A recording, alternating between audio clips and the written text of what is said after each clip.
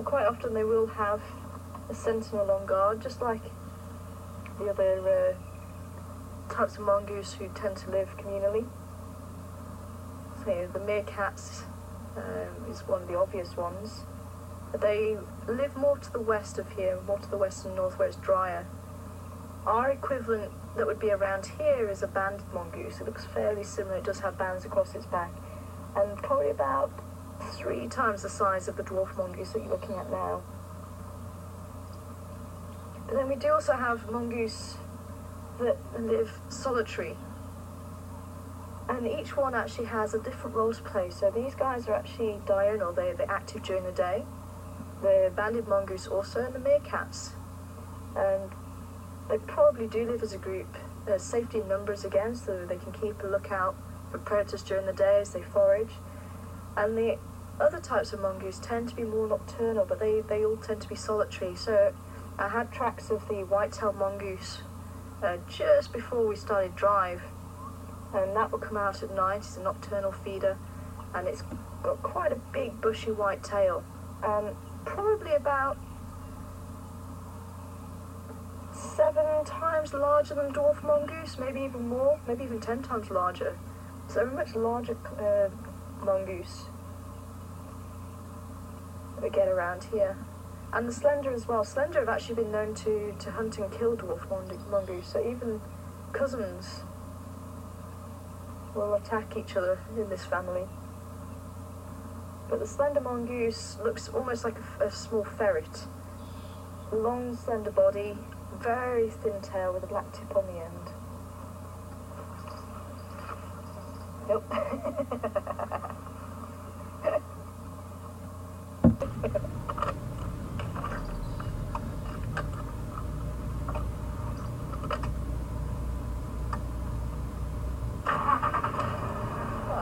To catch up with them. They must be one of my favourite animals to sit and watch, especially when they're out in the open.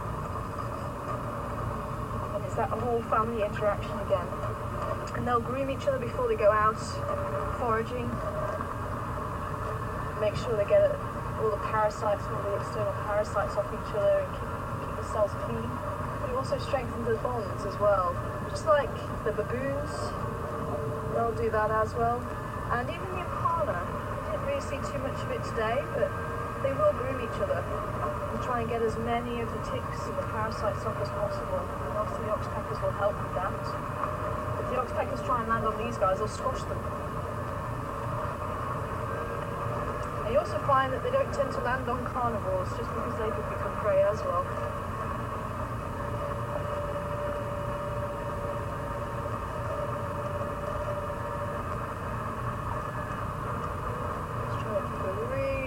Look out for here.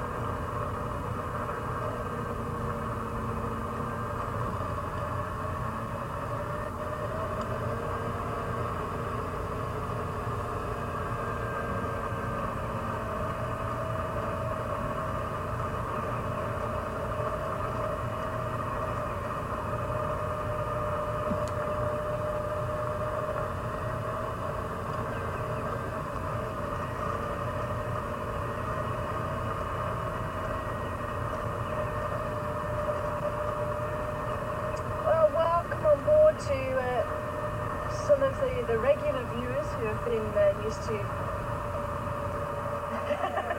you might need to give me a little bit of an update again.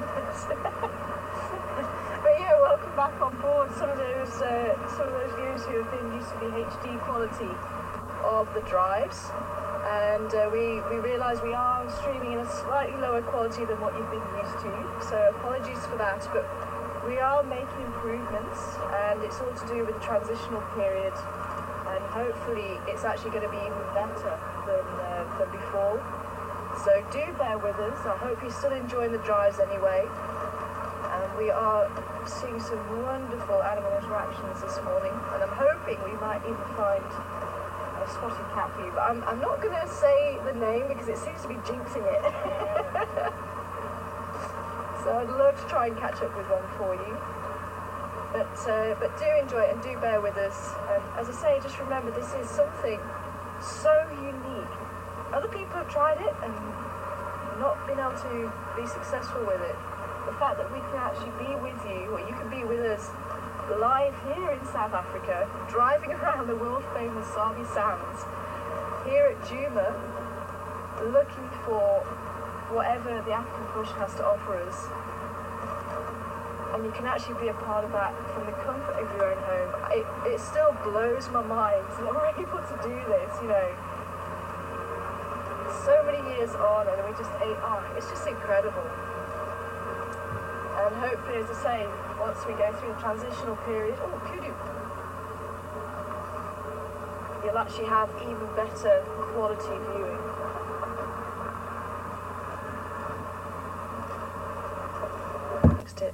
No!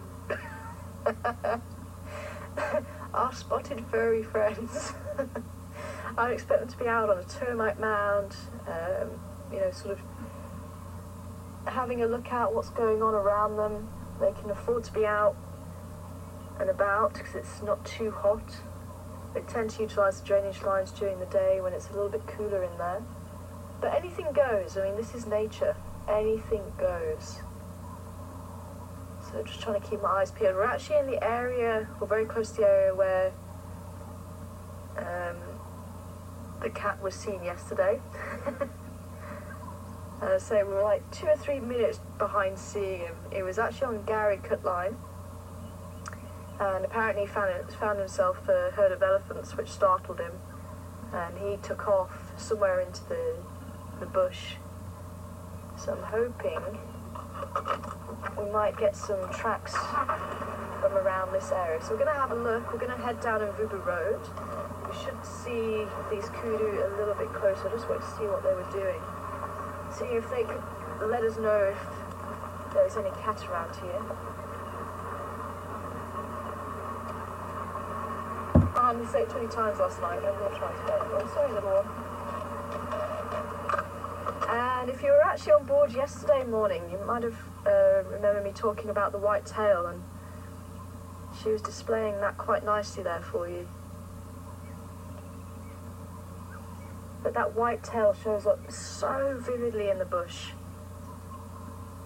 And when they display that white tail, it's usually if they've been startled or there's a predator and they dash off through the bush and the rest of the herd can keep up with them. A little bit like the glands on the impala. But you can see really nicely that the brown on top, so once they fold the tail away, that white disappears, so they can just blend in with the bush again. And again, that can also confuse the predator. So if they've been focusing on that white tail as they've been running through the bush, and then all of a sudden the kudu stops, puts its tail down, it disappears. So hopefully remains hidden from the predator. And quite often they'll use, alongside that, the startle response. So as the predator is looking around, if they're getting closer to the animal, they'll literally freeze right up until that last second. So the predator is just on top of them. I'm just going to move around and see if we get another view of them see if there's anything there that might be a problem. It's constantly trying to check for any signs that the animals have picked something up that could potentially be a danger, be a threat, because obviously their livelihood depends on it. So they've got to be one step ahead of the game at all times, and if they just relax for even a moment, that could be the difference between life and death for these animals. So she's just making sure whatever it is that caught her attention isn't going to be a problem.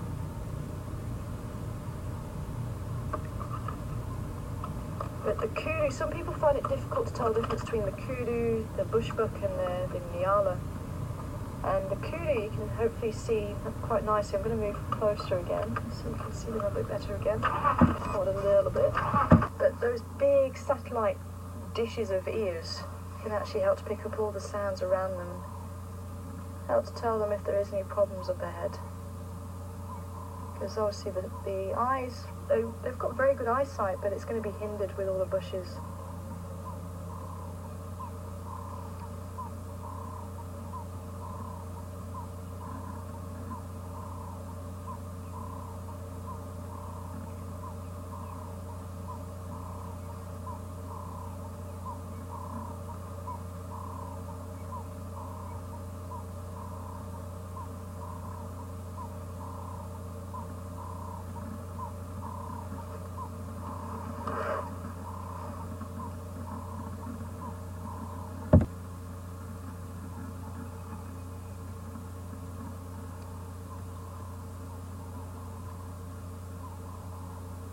Cool. Alrighty. Well, we're on the top of Ruby Road now, so we're going to take a slow drive along here.